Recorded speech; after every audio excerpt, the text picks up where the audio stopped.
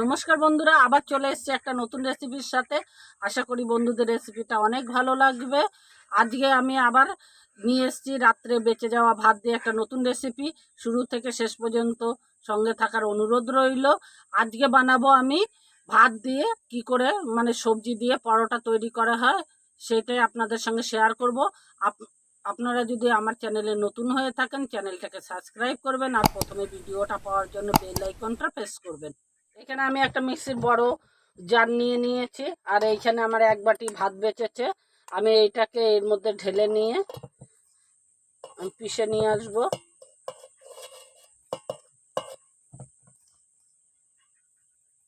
এটাকে আমি পিষে নিয়ে আসব। এইখানে আমি পিষে নিয়ে এসেছি। এইরকম ভাবে আমি আজকে একটু জল দিয়ে একদম পাতলা করে পিষে নিয়ে এসেছি। দেখুন,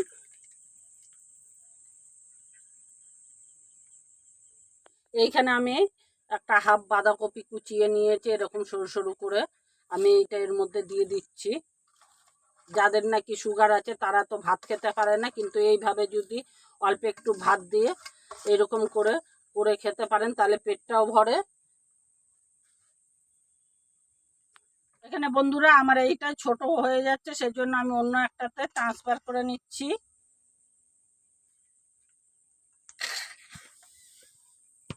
এইখানে আমি হলো গিয়ে বড় একটা জায়গায় নিয়েছি, আর আমি টমেটোর এরকম বড় দেখে দুটো টমেটোর এরকম সরু সরু পিস করে নিয়েছি। এখানে আমি দুখানা বড় বড় সাইজের পেঁয়াজ এরকম কুচি কুচি করে নিয়েছি, এটাও আমি দিয়ে দিচ্ছি।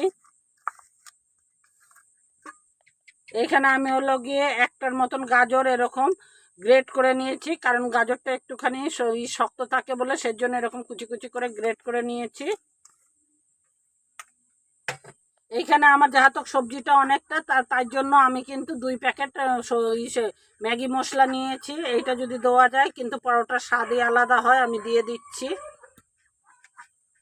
এইখানে আমি যাহাতক ম্যাগি মশলা দিয়েছি সেই হিসেবে কিন্তু আমার নুনটা বুঝে দিতে হবে, খুব বেশি নুন দেওয়া যাবে না। এখানে আমি একটু সামান্য গোলমরিচের গুঁড়ো দিচ্ছি। আপনারা চাইলে এটা নাও দিতে পারেন, এখানে স্কিপ করতে পারেন, কিন্তু এটা দিলে কিন্তু স্বাদটা কিন্তু অসাধারণ হয়। এখানে হাফ চামচের মতন আমি হলুদ গুঁড়ো দিচ্ছি। এখানে আমি একটু লাল কালারের কাশ্মীরি লাল দিলাম হাফ চামচের মতন। এখানে আমি 2টো ডিম নিয়ে নিয়েছি। আমি এই ডিমের কিন্তু হলুদ অংশটা আমি নেব না, আমি কিন্তু সাদা অংশটাই শুধু নেব।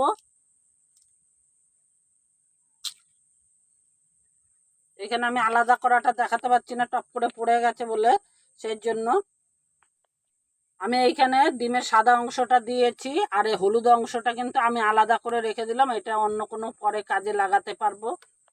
এখানে আমি 200 গ্রাম একটা যে 10 টাকা দুধের প্যাকেট হয় আমি সেটা দিলাম, দিয়ে আমি পুরোটা মেখে নেব। দিয়ে এবার আমি ভালো করে মাখবো এটাকে।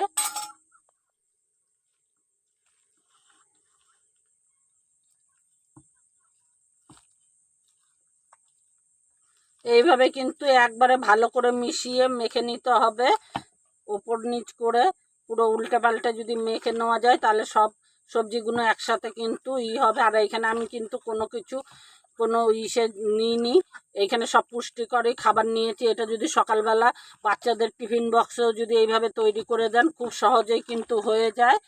এইরকমভাবে করে শুধু টিফিন বক্স না, এমনকি অফিসের বক্সেও কিন্তু দিলে তারাও কিন্তু খেয়ে খুব খুশি হবে। আর আমাদের যে রাত্রের ভাতগুলো বেঁচে যাওয়া সেগুলোও কিন্তু আর ফেলানি যাবে না। এইভাবে কিন্তু আমি অনেক ভাতের রেসিপি ছাড়ছি আপনাদের, কিভাবে কি করা যায় না করা যায় বন্ধুরা। এইখানে বন্ধুরা আমার একটু ভাতের পরিমাণটা কম হয়ে গেছে, সেজন্য আমি 2 চামচের মতন কর্নফ্লাওয়ার দিচ্ছি। আপনাদের যদি ভাতের পরিমাণটা বেশি থাকে তাহলে কর্নফ্লাওয়ার না দিলেও চলবে, আপনারা কিন্তু শুধু ভাতটা দিয়েই করতে পারবেন। আমার যেহেতু এখানে আমি সবজিটা বেশি করেছি, আমার পরিবারের লোক বেশি, সেজন্য সেই হিসেবে কিন্তু আমি কর্নফ্লাওয়ারটা এখানে দিলাম। দিয়ে আমি আবার ভালো করে এটাকে মেখে নেব এইভাবে। এইখানে আমি সবজিগুলো দিয়ে সব মাখানোর পরে দেখুন এই যে জল যে ছেড়ে দিয়েছে, তার জন্য কিন্তু আমার জল আর দিতে হলো না। এইভাবে আমি মেখে রেখে দিলাম। আমি এবার উনুনটা জ্বেলে নেব। জ্বালা পর্যন্ত এখানে থাকবে। দেখুন জলটা ছেড়ে দেওয়ার পরে কিন্তু যথেষ্ট পাতলা হয়ে গেছে, আর কিন্তু জলের প্রয়োজন পড়লো না। ওইটুকু দুধের দিয়েই মাখলেই এইভাবে কিন্তু সবজির জলে পুরোটাই মাখা হয়ে যায়। প্যানটা বসিয়ে দিয়েছি, আর এরকম হলো গিয়ে ননস্টিকের আমি একটুখানি ব্রাশ করে নিচ্ছি। এর মধ্যে খুব বেশি তেল লাগে না ভাজতে কিন্তু।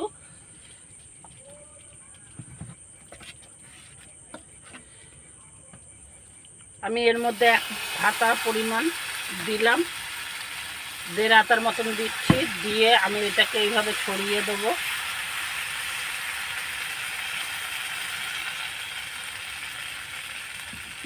আমি এটা খুন্তিটা দিয়ে ছড়ালে মনে হয় আমার ভালো হয়, আমি খুন্তিটা দিয়ে ছড়াচ্ছি। কারণ আঁচটা খুব একদম ধীরে রাখতে হবে। আমি কিন্তু কাঠের আঁচটা একদম নিভনিভে আঁচের মধ্যেই রেখেছি। এইভাবে পরোটা যদি ভাজা যায় তাহলে কিন্তু এর মধ্যে সবজিও খাওয়া হলো, পুষ্টিকর জিনিসও পাওয়া যায়, বাচ্চাদেরও হেলথের পক্ষে ভালো। এইভাবে পরোটাটা বানাবেন অবশ্যই। আমার 1 পিঠ ভাজা হয়ে গেছে, দেখুন নড়ছে। আমি এটাকে এরকমভাবে উল্টে নিলাম। আপনারা চাইলে খুন্তি দিয়ে উল্টাতে পারেন, আর ননস্টিকের প্যান করলে এরকমভাবেই উল্টাতে পারবেন। আমার ওই পিঠটা ভাজা হলো, দেখাচ্ছি আপনাদের। আমার 1 পিঠ ভাজা হয়ে গেছে, দেখুন নড়ছে। আমি এটাকে এরকমভাবে উল্টে নিলাম। আপনারা চাইলে খুন্তি দিয়ে উল্টাতে পারেন, আর ননস্টিকের প্যান করলে এরকমভাবেই উল্টাতে পারবেন। আমার ওই পিঠটা ভাজা হলো, দেখাচ্ছি আপনাদের। বন্ধুরা এই পিঠটাও আমার ভাজা হয়ে গেছে, আমি এরকম করে উল্টাচ্ছি। এটা আপনাদের যদি ননস্টিকের প্যানে করেন তাহলে অবশ্যই এইভাবে আপনারা উল্টে পাল্টে করতে পারবেন। আমি এইভাবে ভাজা হয়ে গেছে, এবার আমি নামিয়ে নেব। আমি এইভাবে নামিয়ে নিলাম।